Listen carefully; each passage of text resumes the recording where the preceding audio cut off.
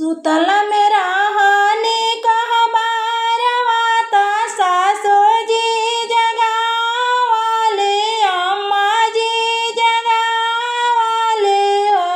ए बहुआ खाइला ना भोर के सरगिया भादो के तिजिया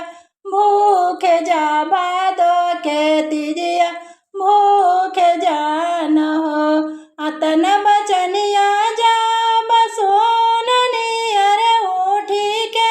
बैठ गईनी उठी के बैठ गईनी हो ए सासुईता हुए पियवा के बधाइया जवन पियवा घरे नाही उहे परदेस बाड़े उहे परदेस बाड़े हो अरे अरे बहुआ बौराहिया तू तन दान बाड़ो तू तन दान बाड़ो ए बहुआ भादो के पावन बरतिया तई है बेटा के बधाइया हुए हो तिजिया भूखला न हो कहला सुनाला हम भूखनी सिंगरवा सोलह काइनी चुंदरिया लाली पहिरानी हो आरे चाली भैनी शिव के शिवालवा के बढ़िया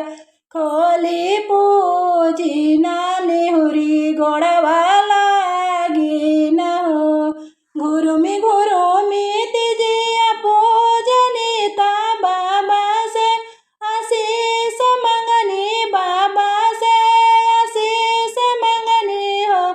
ए बाबा मोर पियवा बसे परदेसवा कुशल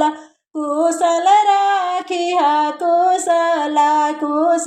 राखिया न हो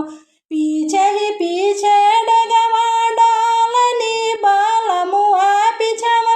खाड़ बड़े सजनवा पिछवा खाड़ बड़े हो आरे देख के सूरतिया हमल भाईनी साचे रे मन से तिजिया पूजनी साचे मन से तिजिया पूजनी हो।